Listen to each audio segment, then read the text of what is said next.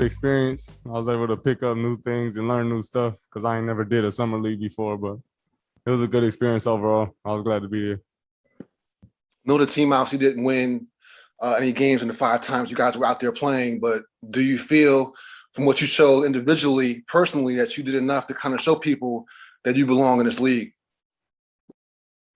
I feel like I belong in the league, but I know I could show more than what I did.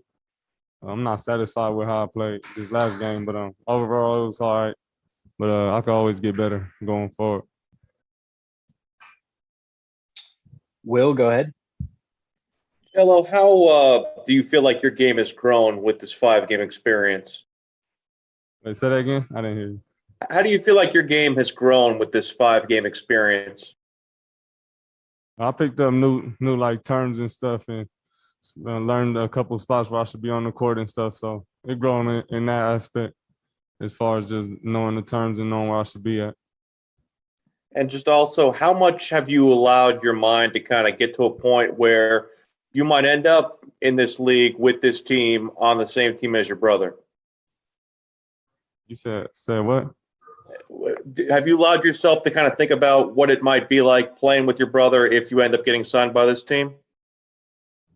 Yeah, if I get signed, great. I mean, I'm gonna play my hardest with Melo or whatever. So anywhere I'm at, really, it don't matter. Whenever I get on the court, I'm gonna go my hardest.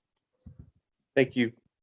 All right, guys, that's all the time we have. He's got to get to the bus. So thanks for joining us, Liangelo.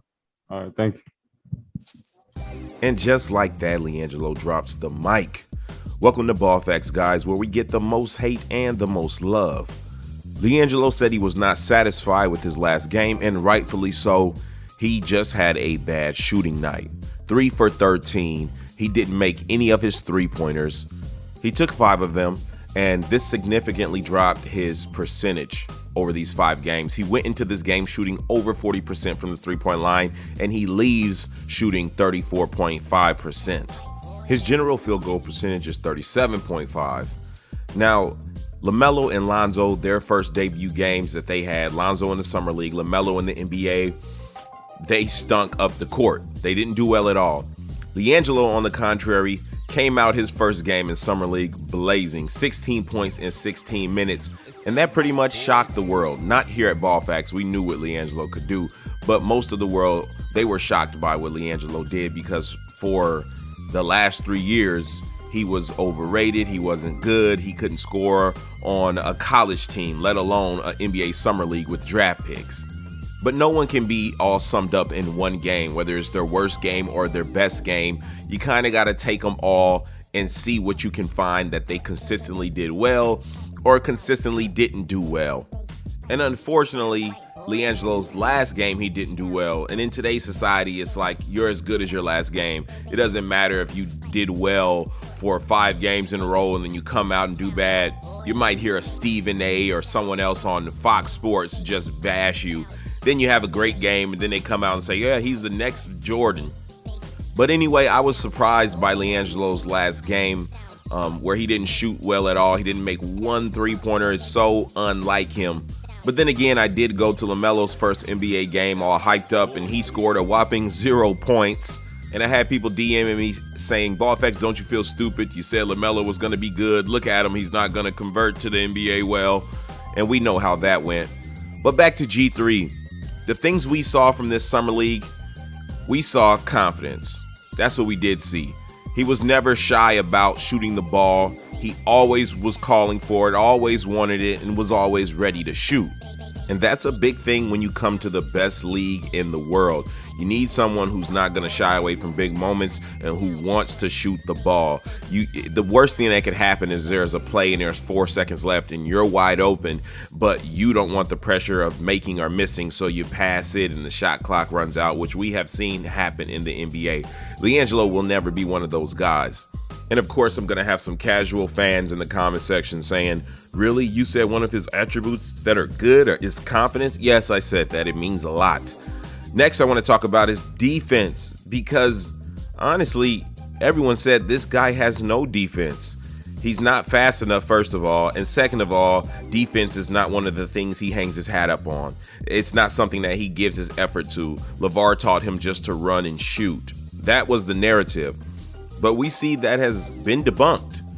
I mean, we seen Liangelo play after play go hard as he does on offense, on defense. Even if he doesn't always stop his man, he's always giving 100% effort.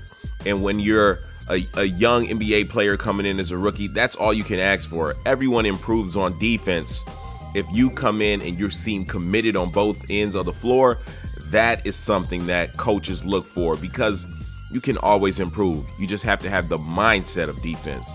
And where Liangelo lacks on height, he actually has the strength. He has the size, the wide base to move guys out the way, to make them tired all game. So if Liangelo's guarding you and you're a great offensive player, you're still going to get your shots. But if he guards you the entire game, you're going to get tired by the second half. He's going to wear you down because he's big, he's physical, and you're going to know he's there. Another thing that we noticed during this summer league is that Liangelo is actually mobile. There was a big narrative that he couldn't move well enough. He doesn't move good enough. But really, we've seen him move effortlessly. He had fluidity in his movement. He was up and down. He wasn't wincing from pain. You could tell his ankle surgery was a success. And we also have to acknowledge that Liangelo wasn't always in a rhythm. He was spot played a lot of the times during these games. Get in for 3 minutes, go sit for 6 minutes. And in some of the games, we'd see Liangelo do well, and then they'd sit him. And then in this last game, he couldn't make a shot, and they decided to leave him in late in the game. And I thought that was pretty interesting. Another thing I want to talk about is Liangelo's handles. Liangelo can definitely work on his handles. He needs to get faster with them. He needs to get more precise with them. But he didn't dribble much, and he didn't have many turnovers when he did dribble. So in my eyes, that has been debunked as well, that he can't dribble enough for the NBA. If you can keep the ball from being turned over and get to where you want to be, I don't care how it looks. I don't care how you do it. If you can do it, you can do it. But of course, improving his handle would definitely elevate his game, and I think it's a good idea.